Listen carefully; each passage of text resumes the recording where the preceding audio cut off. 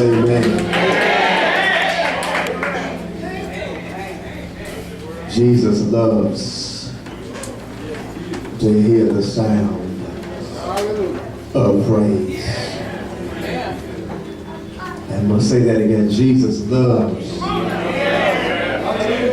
to hear the sound of praise. And I found out that in most of our churches, we have either spectators, agitators, or participators. Those are the worshipers. Amen. So which crowd do you fit in? Just when are there any worshipers in the house? Are there any worshipers in the house? Is there anybody here that you know God has been good to? Don't fool me. Is there anybody know that God has brought from a mighty long way? Come on, let's give God the best praise you have.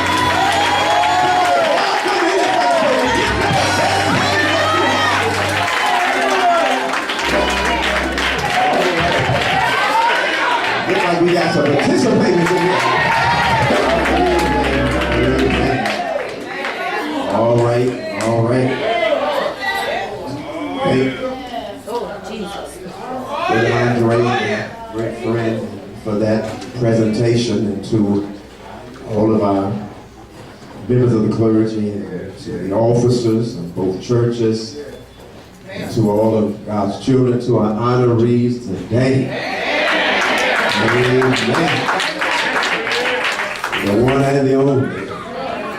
Amen. The Dr. Potentate, Covington. Amen. Pastor Charles Adams and Lady Kim. Come on, give God some praise for that. Amen. Without a doubt. And I say this without any reservations. Amen. Those two I love. Amen to life. Amen. Amen. It's not often in life that you find some friends. And if you got a friend, now we have acquaintances. But if you got a friend, you ought to thank God. I said you ought to thank God. Well, just in case I'm talking to somebody that you don't have a friend down here, let me introduce you to, because there's somebody I know that's a friend that's sticking closer than a brother. Amen. We're so grateful, amen, first of all, to God for bringing us up the dangerous highways and byways. And grateful that God kept his hedge around us. Brought us here. Thankful for the minister, Reverend, Mitchell.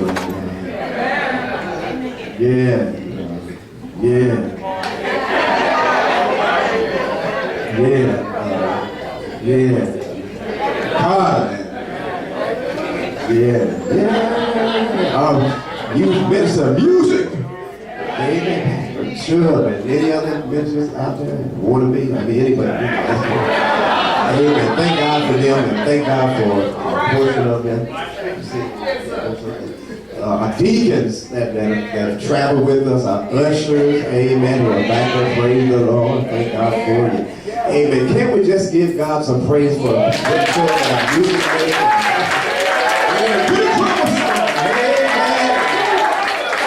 Amen. Amen. God, thank God for all that here. Thank God for the members of Friendship. We do have members in this, but thank God for y'all that came down here. My brother, big brother, and amen, his wife drove us down here, and amen, thank God. Sister Kim and Cam, amen, Cam probably asleep, but he's here, amen. So they're coming, amen, to God be the glory, amen. Amen. Where y'all, why y'all stand? Y'all gonna stand? I might be up here. Amen. Sit down, Joe. I called you out. Amen. Amen. I'm grateful to be here. to help celebrate. Amen. 27 years.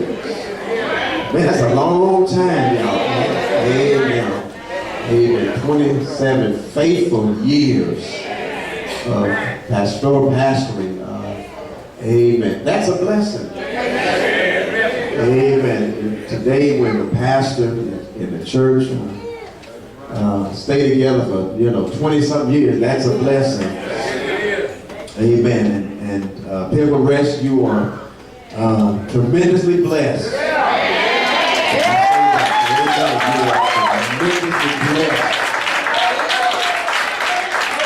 Amen. And I'm not just saying that because he's here, but you are blessed. Amen. I met Adams and the state convention, and we just connected just like that. Amen. I said, that's not, I want to hang with him. Amen. Amen. And we've been friends down through the years, and we don't see each other every day, don't talk to each other every day, but a friend, you don't have to see him every day. You don't have to talk to him every day, but when you need him, amen. Amen. I'm grateful. Man, quiet out. Thank God. Thank God. Yeah. Y'all singing today. Yeah. I look back at y'all and I saw some smiles on y'all face and girl did. Y'all, man, that's the way to do it. Amen. Just singing, And, yeah. All right, get benediction now. Let's go home. Amen. I love coming. Love coming and it says something when you have those that will follow you, but it says something also for those that don't follow you. See, sometimes folks talking don't have to say nothing.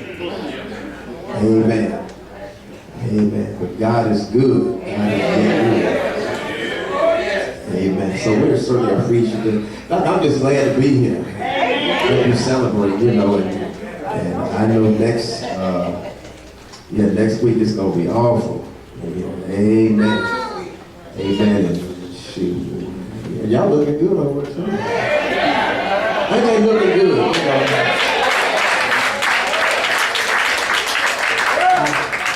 I started to wear my orange too. Yeah. Look at y'all over there, man. Look like pumpkins over there.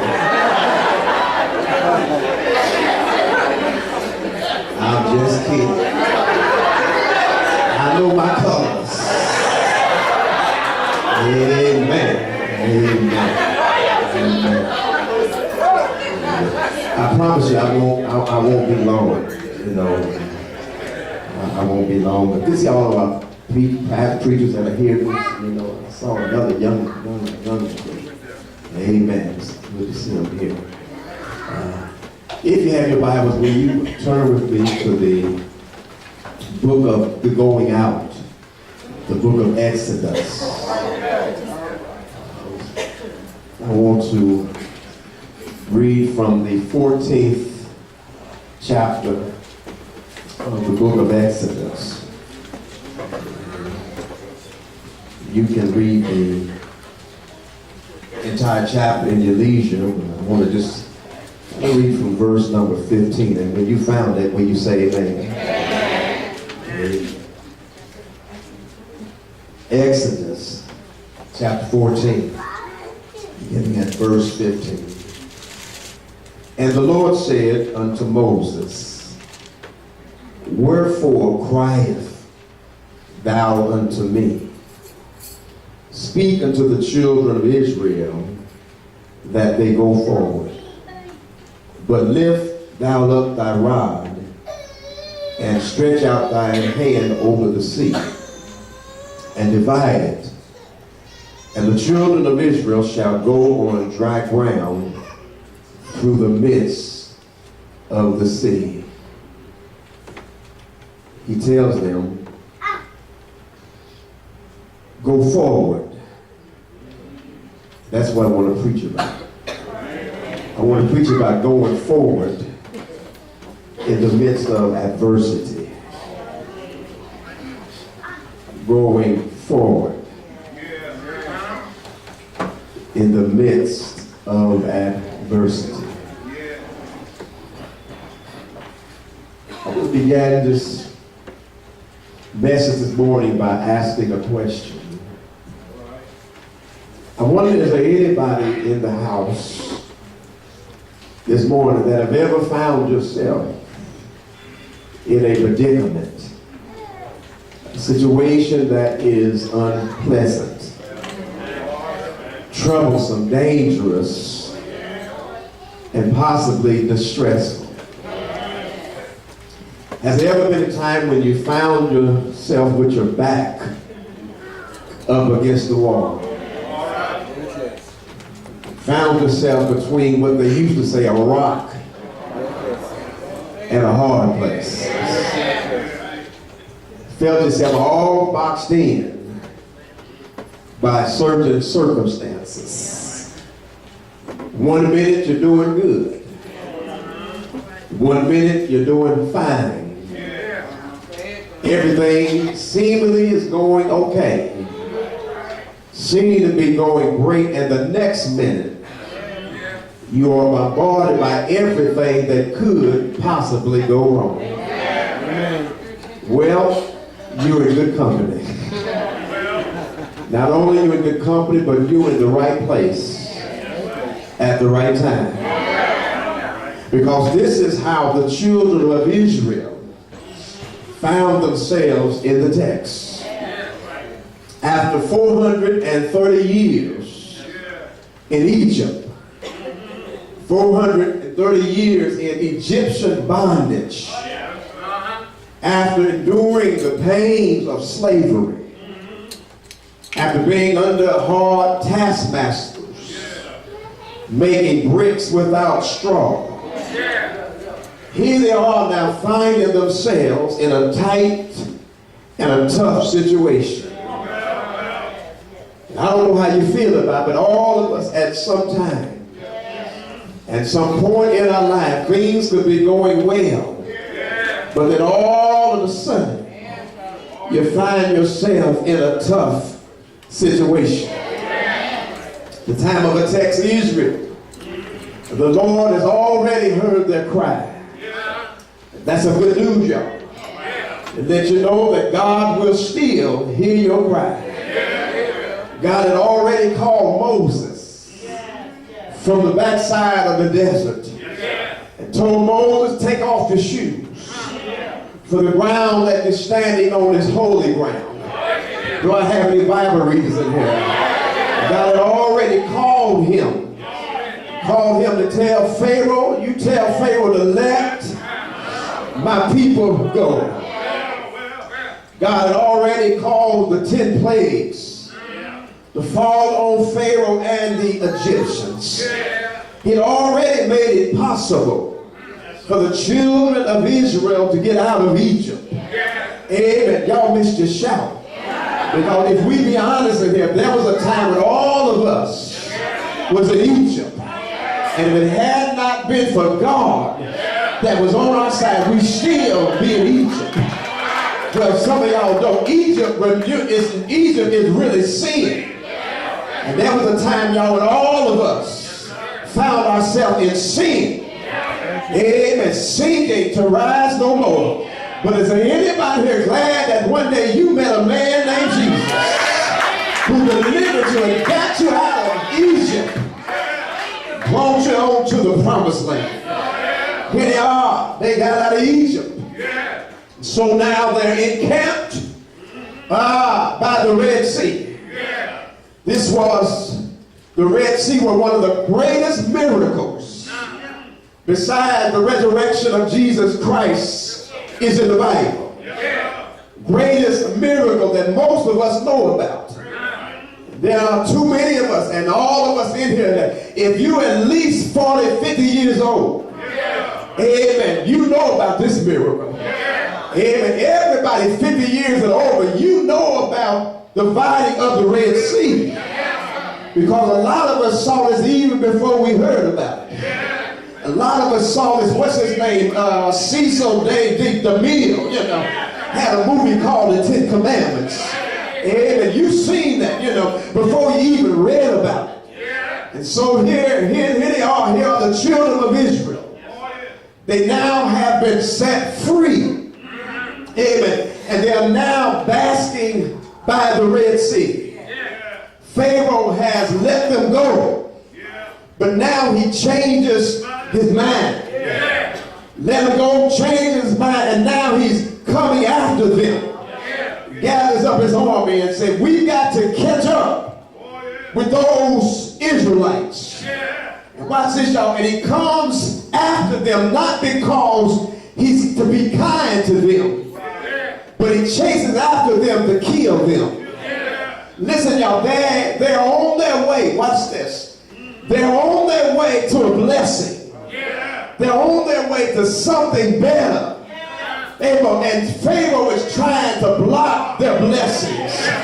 And can I stop here for just a moment and tell you there's always somebody hanging around you trying to stop and put a pause on your progress. Don't fool yourself. Whatever you're trying to go to the next level, whatever you're trying to get where God is trying to carry you, there's always somebody is going to try to put the brakes on you. Can I tell you, everybody don't like you going to the next level. Everybody don't like God blessing you. Everybody don't like you advancing to where God wants you. Somebody is always trying to hold you back. Do I have a witness in here? You got somebody always trying to put your brakes on. I told this story before. Had an auntie that was in the nursing home, and I went to visit her, and I pulled her out of a room in a wheelchair. And I took her and I pulled her by the desk, talking to those at the desk. And while I was conversating with the desk people at the desk, here he is talking to them, and then all of a sudden I'm carrying her from a room going to the cafeteria. So I'm having a conversation with the nurses and the attendants at the desk. I get through talking to them, so I grab the wheelchair. And I get ready to go to the dining room, and all of a sudden I'm pushing and nothing happens.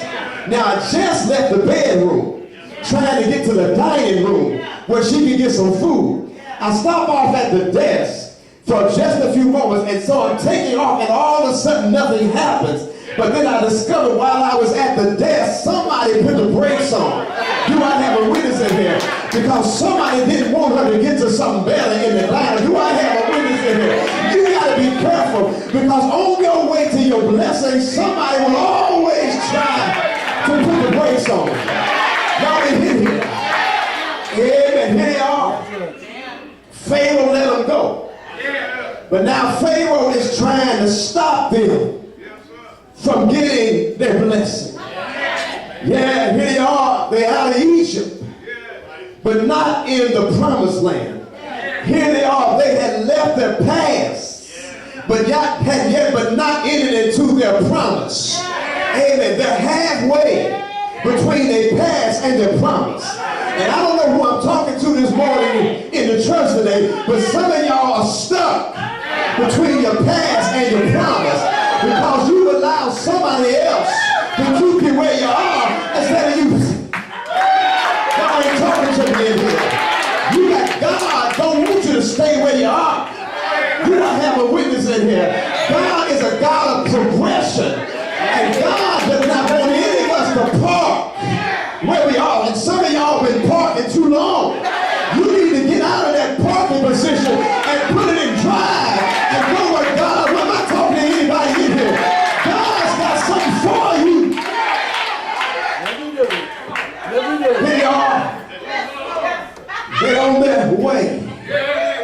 And when we examine the text, it seems like God has set them up. And they have not, watch this, they've not arrived by the Red Sea by accident. And I found out something, y'all. God doesn't do anything by accident or coincidence. But everything God does is by divine providence. And so they're not here on their own volition. God tells allows them. In the text, when you look at it, in verse 2, God tells Moses to tell them to turn and encamp before this long word, the Pi-Aharoth. He said, they could have went one way, but God says to turn and go the way I'm sending you. It was God that led them by the Red Sea. Do I have a witness in here? Now, they could have went, God could have let them go another way around. But God led them by the Red Sea. You don't know. He could have led them around. But watch this, y'all. But God was up to something. And can I tell you that God is always, I said God is always up to something. Do I have a witness in here? Whenever you even down to nothing, God is always up to something. God was not surprised. He already knew how it would end before it began. God knew what Pharaoh was going to do. He knew what Pharaoh was going to say. Watch this, y'all, because it was God, when you read the text, it was God that hardened Pharaoh's heart. That's in verse 4, y'all. God hardened his heart. So the question is this morning, why did God harden his heart? Why did God do what God did? Why would God allow them to go the route they took, knowing that Pharaoh was going to come behind them? Why did God bring them into a situation where they were all boxed in? Listen, y'all, God does never operate without purpose. Can I say that again? God always has a purpose for everything that he does. Whatever God does, he has reason. And whatever God does, God knows what he's doing. And there are at least two reasons in the text. First of all, the reason why God allowed them to be where they are. The reason why God hardened Pharaoh's heart. The reason why God let them be by the Red Sea. First of all, y'all, God did it so that he would be honored. It's in the text, y'all. So that he would be honored, but not only honored, but glorified. And you got to be careful, y'all. And don't get mad at God. Because whatever God does, God still wants the glory. Do I have a witness in here? That's why God don't let you deliver yourself all the time. Because God knows some of us. That's why God don't let you bring yourself the way you think you ought to be all the time. Because God knows us. That's why God don't let you beat all of your battles by yourself. Because the minute you get there, you're going to take credit for what God has already done. So God said, I'm going to let them get there. So in the end, I will be glorified. So sometimes God allows and causes things to happen in your life so he'll get the glory. Do I have a witness in here? But secondly, God wanted the children of Israel to go forward. And sometimes, y'all, for God to get us to go forward, God has to cause or allow some things to happen in our lives. Amen. God sometimes has to take us out of our comfort zone. Sometimes we get too comfortable. And God has to allow some stuff to happen in our life. Sometimes, church, we get too far away from God. And sometimes God got to cause some storms to come in our lives. You might have a witness in here. And I don't know how y'all feel about it, but I just believe in 2017, the church has gotten too far away from God.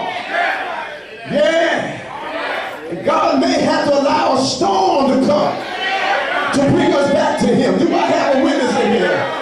Yeah, I'm not talking about that person sitting next to you, but there's a whole lot of folk that hang around church who strayed away from the Lord. And sometimes God got to cause some stuff to happen. He ain't trying to hurt you. He's just trying to bring you back.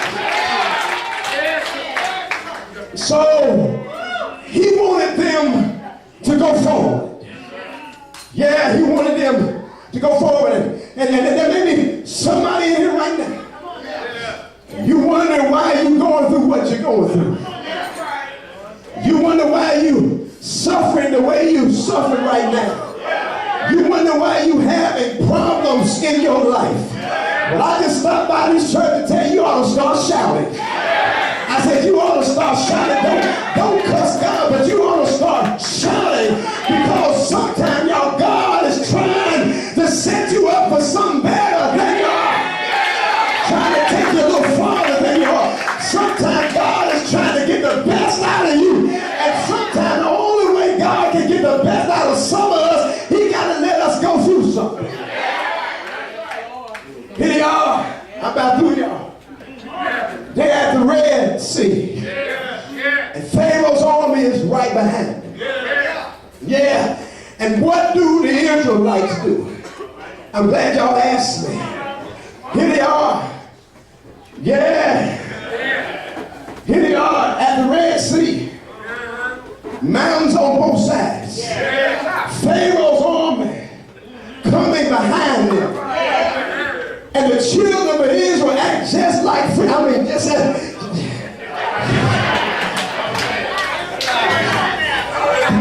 like that church down the street. They get afraid. And they start murmuring. It's in your Bible. And start complaining. And watch this, y'all. And the thing is, y'all, and they started cussing out Moses. And said, oh, you should have left us where we were. Do I have a witness in here? You know, you could have left us back in Egypt where we were, but you're going to bring us all the way out here to die. Complaining. Complaining. Don't look at that person next to you, ain't there, but look at that person that ain't next to you and say, stop complaining. They're afraid because they took the eyes. Do I have a witness in there?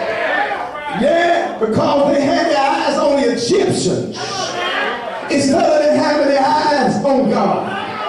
And you need to tell somebody, quit complaining, quit murmuring, quit always talking about the problem that you have and talk about the big God that you got to solve your problem. Do I have a witness in there? Don't always talk about all of that.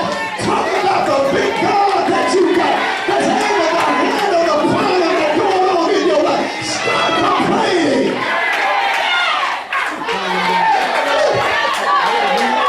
Look at it. Look at it. Telling Moses, you should have left us alone. And I found out something, Pastor. Everybody in your crowd ain't in your coat.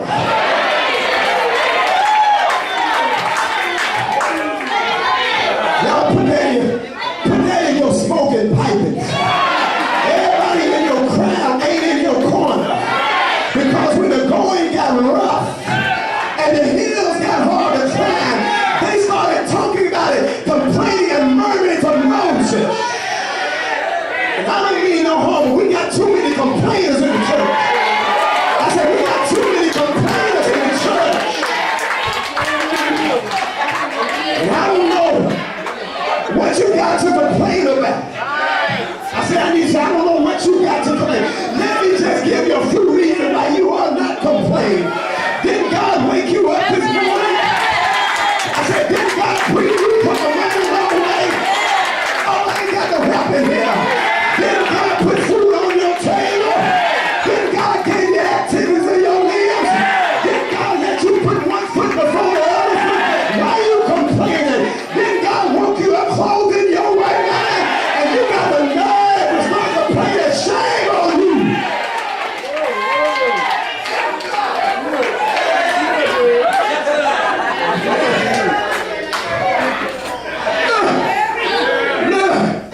Look where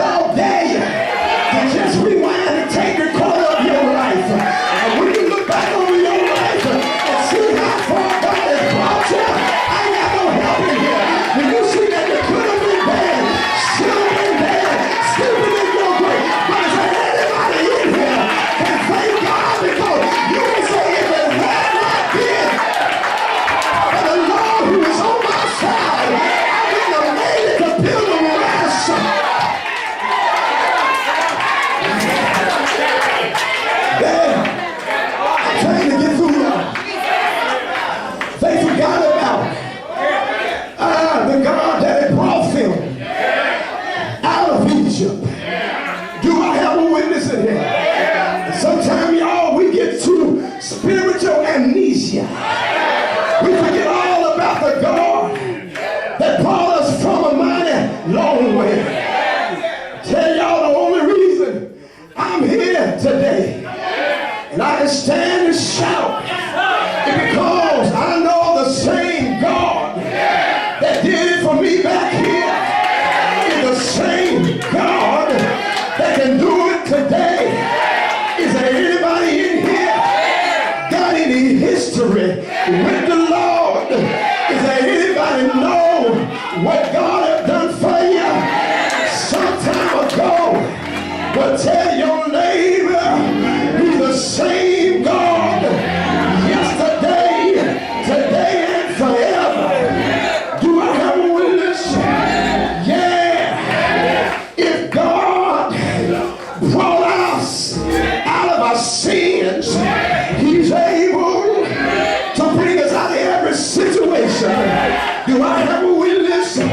If God brought us out of bondage, he can take you to your blessing. I'm not fooling with y'all. The text says they cried unto the Lord. Do I have a witness? Is there anybody here glad that one day you cried to the Lord? I don't know how y'all feel about it, but I can say for myself, I cried to the Lord and he heard my cry. Is there anybody in here? Moses told the children of Israel, stand still. Do I have a witness? Now you gotta understand when he says stand still, what he really says stand firm. Take your stand.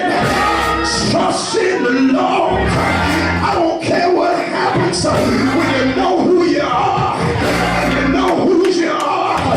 You can stand firm on the word of God. He said, hold on. And I come by to tell somebody here, you need to hold on. Do I have a witness? He said, stand still. Because the ones you see today, you ain't gonna see them no more. Ain't God all right? I'm gonna leave y'all alone. But can I tell y'all, when everybody else is gone, God is still there. I'm closing now. But can I tell y'all, God tell Moses, tell the children of Israel to go forward. And can I just pause here for a moment? I don't mean no harm. But can I tell y'all, this wasn't the time to pray. Praying is all right, but this ain't the time to pray.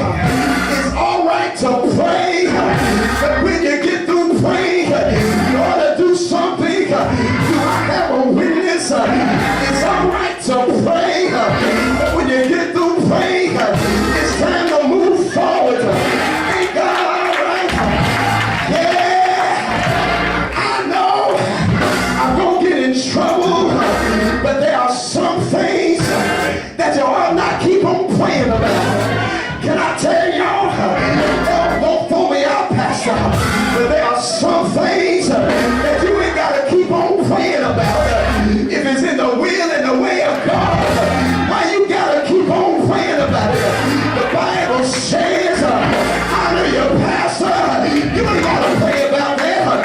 The Bible said, give to your pastor. You ain't got to pray about that because it's in the word of God. Give and it shall be given. Do I have a witness? I'm going to leave y'all alone. Yes. Go forward. Go forward. Look at your neighbor and tell your neighbor it's time to go forward. Tell them you've been here too long. It's time to move. Can I get a witness? I'm out of here, y'all. When I tell you, the Bible says, get up and get to moving. But how you gonna do it? I'm glad you asked me.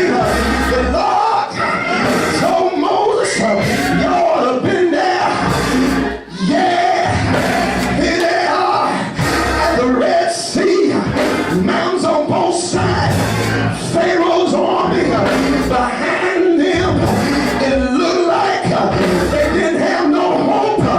It just looked like they was on their way to defeat. But the Lord said, Moses, you don't have much, but use what you have. Take the rod, stretch it out. Do I have a witness? Pastor, you may not have much, but I declare, if you use what you have, the Lord will. Anybody know He will? He's able.